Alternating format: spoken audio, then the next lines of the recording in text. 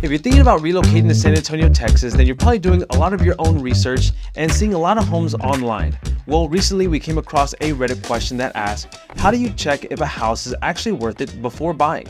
Yeah, and this user asked, I've been browsing listings lately and noticed that photos can make any place look perfect. But once you visit, there's always something the camera hides, like leaky roofs, poor insulation, bad neighbors, or management issues. It got me thinking about how little real information buyers get before committing. How do you all research beyond what the agent tells you? Any practical ways or trusted sources you use to get an honest sense of a property or neighborhood before making an offer? And before we move any further, I just want to notate that this is a very important question, especially for first-time home buyers or just anybody who is unaware of the real estate process. You want to make sure that you are doing your due diligence and taking all the steps necessary to ensure that the home that you're thinking about buying is going to be actually worth it. You don't want to put in an offer or commit or make a purchase with just something that you see visually, that you like the way the home visually looks. You want to make sure that you're taking all those steps necessary to make sure that that home is actually worth it and it's not going to be something that you regret a few years down the road. Right, no, exactly. Those are great points. So the first item we want to talk about is going to be the listing photos. Yeah, and listing photos go for both resale homes and new construction homes, right? So when you're talking about new construction, I'm sure you visited builder websites and you see those pictures up. A lot of times you're going to see homes that are staged, right, or model homes. So you want to make sure that you are actually getting boots on the ground and seeing those homes that you are particularly interested in. You're seeing them for yourself. Same with resale homes. The pictures that are going to be put up with the listings are obviously going to be pictures that show the home in its best light, right? So these listing photos are by no means deception or deceptive photos. They, like I said, it's marketing. You want to show the home in its best light. So what you see online may not be exactly to the T what you see in person. There's lighting factors, right? There's angle, different angles that you can get of rooms. So all those little things can make a home, when you see it in person, look a little different than it does online. Of course, you don't want to see homes, you don't want to walk into a home that is completely different from the picture you saw online. Like it looks completely different. It's not even the same home. Then that is a totally different story. But like I said, these pictures are meant to show the home in its best light. Right. Even when you step into new construction homes, right, and particularly that they're model homes, sometimes certain rooms like the master bedrooms don't have doors on them. Mm-hmm. Sometimes the curtains are all the way closed, right? They're only purchased curtains that are like 5 inches wide that are just draping right across next to the windows. And so there are features that they try to express and present when you're visually seeing it online. So that way it might spark some interest to where you walk inside and maybe you find out that it is for you or it's not, and that's fine. Yeah, and then just going off of that too, there's things that photos just can't show you, right? So they can't really tell you what the noise level is in the area, right? They can't show you if a home is located not far from an airport or railroad tracks where you're going to be hearing a lot of noise. So that's why, besides looking at pictures of the listing photos,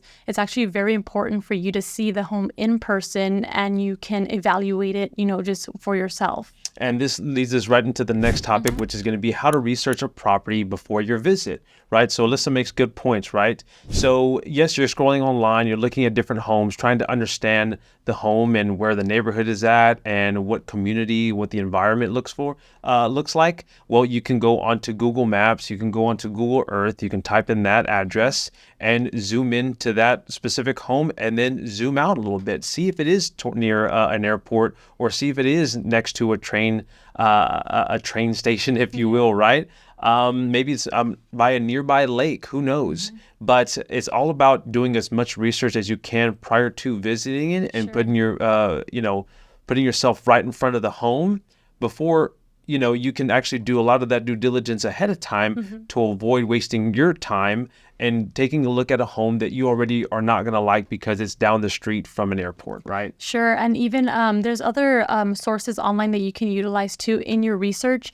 So besides where the home is located or what it looks like or sounds like, in the area, you also want to make sure you're doing your research on things like, is it in a flood zone, right? So you can also look on FEMA. They have flood maps on there. So you want to make sure that you are doing just, those due diligence steps before you even go and visit. So that way you know exactly what you're going to be getting into or what you're looking at. Right, right. And not to mention, one last thing I was going to mention is going to be looking at several different sites like Zillow, Redfin. Now, be mindful that those certain websites aren't always up to date. So they could be showing you a home that has already been sold, or they're showing you a home that is actually for rent instead of being sold. But sometimes they do produce different angles and different pictures of the particular area. One might have something that the other one didn't, and maybe puts the puzzle together for you, right? Yes, those are all very good resources on doing your research prior to even visiting the home. And now moving on, we do want to talk about vetting the neighborhood. Right. So vetting the neighborhood is going to be very important, right? To understand the neighborhood, understand the community that you're going to be moving to. And I mean, the primary way of vetting the neighborhood is going to be to ask the neighbors, right? So when you're driving through the community at different times of the day, I might add, it may be beneficial to drive in the morning time, drive during the traffic hours, or drive even in the evenings as well, to understand the traffic and to see if there's any anything going on in the community. But the best way to vet the neighborhood is going to be to talk to the neighbors when you're driving by. Yeah, no, definitely. Neighbors are the number one people that you want to be talking to because they know the area, right? They know the area, they're well versed there, and they will tell you what it is you want to know. They'll right? give If you the ask scoop them on anything and questions. everyone. No, definitely. So that's a really good resource to use is the neighbors when you're wanting to know more about the neighborhood.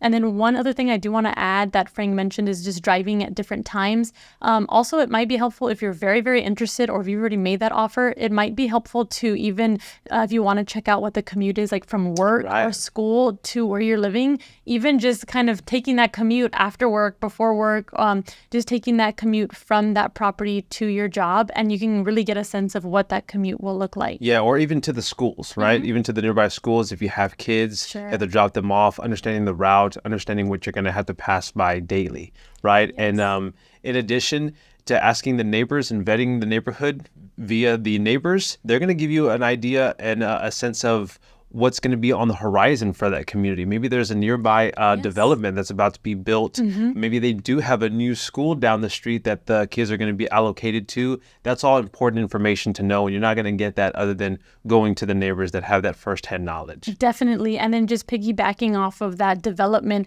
you can even look on like the city's website too. They will have, future development sites, anything in that area, they should have it listed there. So a lot of different ways that you can find out, right, what is going to be building in that area. But moving on, the next thing that I want to talk about that is super, super important in even deciding whether the home is going to be worth it is going to be getting an inspection. Now, just kind of backing up really quickly, Texas is a disclosure state. So whenever someone is deciding to sell a home, they are legally required to fill out what is called a seller's disclosure notice.